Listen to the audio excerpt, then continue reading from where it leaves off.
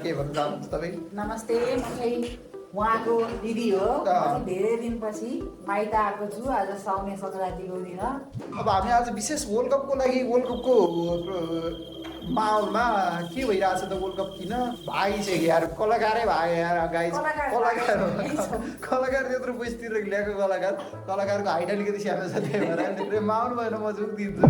तर आज वर्ल्ड कपको माहौलमा वर्ल्ड कपको बारेमा हामी विशेष चर्चा गर्नेछौँ होइन। चर्चामाथि के भन्छ, चर्चामाथि परिचर्चा गर्नेछौँ। वर्ल्ड कप रमाइलो होला योपालि, अर्जेन्टिनाले जित्ला भन्ने ठुलो विश्वासको साथ म बसिसकेको छु। कता चाहिँ तपाईँको म झुक्की होइन। अब अर्जेन्टिनाले वर्ल्ड कप जित्छ भनेर हाम्रो दाबी छ, हाम्रो घर परिवारको। अब जित्छ अर्जेन्टिनाले मजाले जित्छ, वर्ल्ड कप जित्छ अरे। हामी मम्मी के गर्छ अरे वर्ल्ड कप योपालि?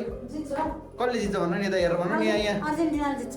ल बामोस अर्जेन्टिना भन्ने हाम्रो घर परिवारको पुरै समर्थन छ होइन।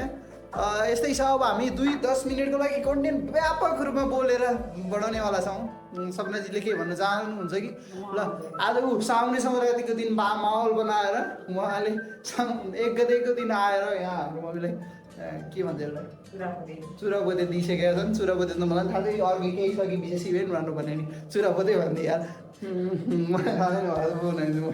हामी आज घरको निर्णय के भन्ने बोल्नै हाने यार, मलाई किन बोल्न नआएको नेपाली। आज हामी घरको कोर्टमा छौँ, तपाईँहरूलाई देखाउन गइरहेको छु म हाम्रो अर्जेन्टिनाले कसरी जित्छ, किन जित्यो भन्ने कुरो हाम्रो सबै घर परिवारले वर्ल्ड कप हेरेका छन्।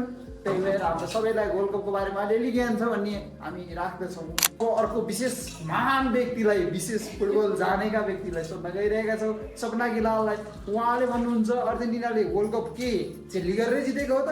झेल्ली गरेर जितेको भयो नि, जेसुकै जिते नि वर्ल्ड कप जित्यो भन्ने म मान्यता राख्छु। तर यहाँ मैले क्र्यास गरिसकेको छु थालमा गुल्झेर यसरी होइन। ल सपनाजी भन्नुहोस् त, तपाईँलाई वर्ल्ड कप के हाम्रो अर्जेन्टिनाले झेल्ली गरेर जितेको होइन, खेलेर फियर गेम नै जितेको हो। अब यहाँ भन्नेले धेरै कन्ट्रोभर्सी बनायो होला, तर हाम्रो अर्जेन्टिनाले फियर गेम खेलेरै जितेको हो। ल भाइ यति भयो तपाईँहरूलाई के वर्ल्ड कप पनि जित्छ। ल उहाँको त्यस्तो प्रतिबन्ध, म वर्ल्ड कप जित्छ चाहिँ भन्दिनँ। वर्ल्ड कप जित्न पनि सक्छ, हार्न पनि सक्छ, त्यो एउटा गेमको पाटो हो। हारे नि हामी स्वीकार्छौँ, जिते नि हामी स्वीकार्छौँ, त्यसलाई हामी अन्यथा लिनुहुन्न। हाम्रो मम्मीको कटिङ स्किट हेरौँ है त। टक्राक टक्राक टक्राक। आजको हाम्रो विशेष तरकारी मासु छ।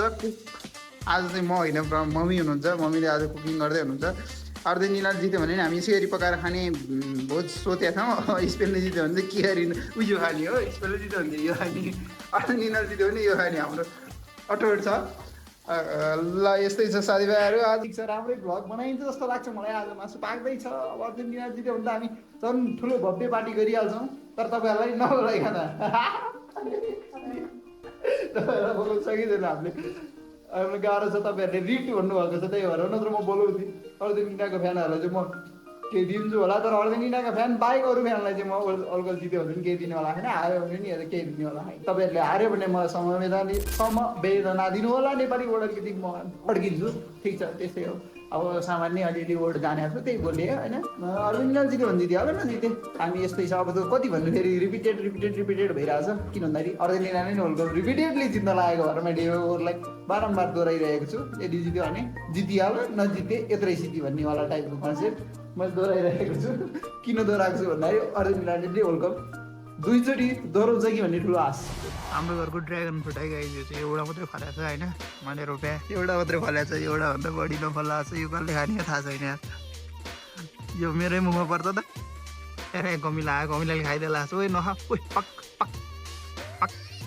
मेरो भ्लगमा त चाउको भ्यू भएन भने त मजा आएन नि। त्यही भएर तपाईँलाई म चाउको भ्यू देखाउनलाई म ढलानसम्म हिँडेर आएको छु, यत्रो कष्ट गरेर आएको छु। त्यही भएर तपाईँहरूलाई अब म 3, 2, 1 गो।